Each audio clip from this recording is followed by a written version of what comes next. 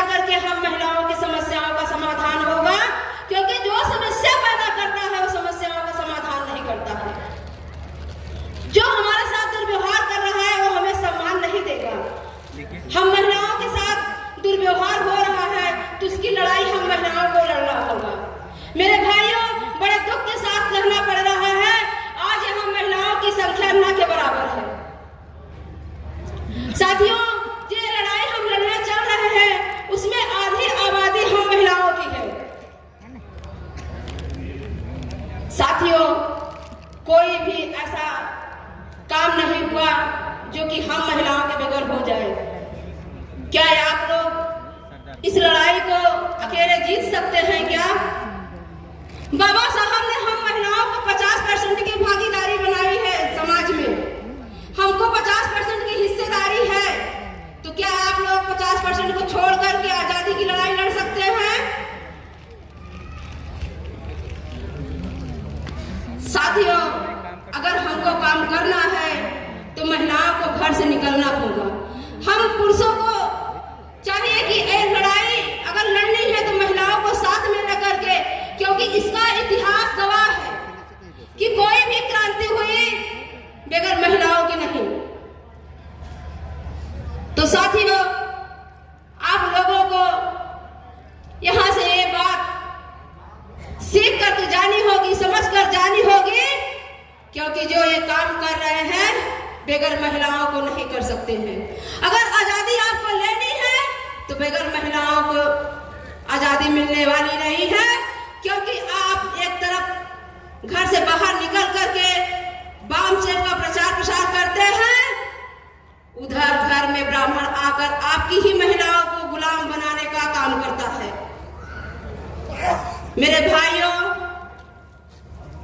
समस्या बड़ी गंभीर है, समय बहुत नजदीक है, इसलिए हम लोगों को मिलजुल करके इस आजादी की लड़ाई को लड़ना होगा, तभी जाकर के हमें सफलता मिलेगी। हमारा पुरुष समाज, बहुत सारे ऐसे हमारे समाज में लोग हैं, पुरुष भाई अपने घर में जाते हैं, चर्चा भी नहीं करते हैं। लेकिन मेरे साथियों, ये बहुत गलत बात है। अगर आपको ये काम करना है तो घर में, सबके घर में माँ बहन बेटियां होंगी, उनसे चर्चा करना और इस आंदोलन में भागीदारी निभाना। मेरी बहनों, आप लोग को समझना होगा, माननीय मेश्राम साहब ने हमें बड़ी उम्मीद लगाई है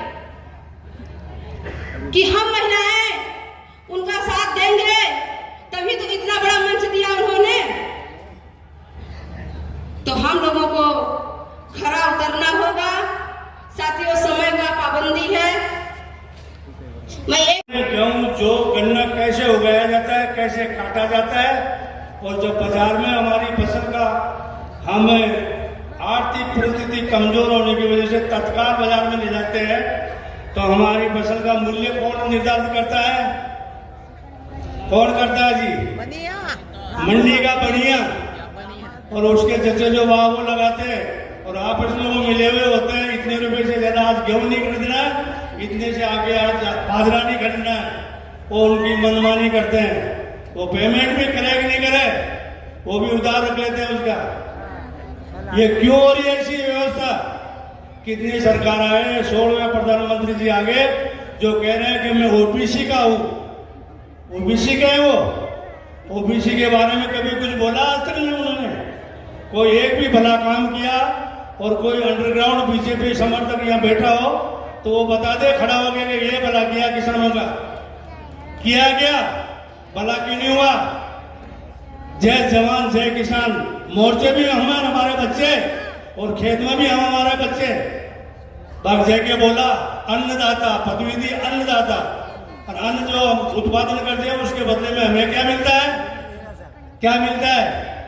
20 रुपए किलो बाजरो, 25 रुपए किलो गेहूं। और क्यों हो रही है व्यवस्था? आज तक जो शासक हुए उन्होंने वोट बटोरा है, किसान का किसी ने भला न सोचा न भला किया। मेरा निवेदन है एमएसपी के साथ वो लागू करें नियमानुसार, मगर उसके साथ साथ किसान आयोग भी जरूर होना चाहिए। और किसान आयोग के अंदर कृषि मंत्री, उसका सेक्रेटरी, 5 किसान, 5 व्यापारी और 5 मजदूर नेता, इन आयोग में उनको मेंबर बनाया जाए, उनकी सबकी राय लिया जाए। और 5 किसान वो है जो इसमें कोई पुरस्कार पाया हो खेती उत्पादन में, अन्न उत्पादन में, पशुपालन में, जो भी वो भी होने चाहिए। इन आदमियों की एक कमेटी होनी चाहिए और इनको मजदूर नेताओं में मिलाओ कि मजदूरों को हर चीज मोल लेनी पड़ती है, तो उनका भी ख्याल रखा जाए, उसमें मूल्य निर्धारित करें, उसमें उनका भी परिवार चलना चाहिए। तो हमारा निवेदन है, हम निवेदन कर रहे हैं राष्ट्रीय किसान मोर्चा की तरफ से कि किसान आयोग होना चाहिए भारत में। सब आयोग है, महिला आयोग है, किसान आयोग नहीं है। क्या परसों आयोग बनाया क्या उन्होंने? क्या महिलाओं के साथ अत्याचार होता है, हमारे साथ नहीं होता क्या? और कौन सुन रहा है? कुछ नहीं, आगे से आगे समस्याएं अनेक है, समस्याएं अनेक है और उसका समाधान का तरीका एक ही है, शिक्षित बनो, संगठित बनो और संघर्ष करो। और संघर्ष से तो हम डरने वाला नहीं, साथ तो चैलेंज करेंगे, मैं भी कर रहा हूँ। हमें कहीं भी भेजो, जेल भेजो, फांसी लगाओ, गोली निकालो, हम डरने वाला नहीं है। जो काला दिवस घोषित किया किसान मोर्चा, उसका पूर्ण समर्थन करेगा।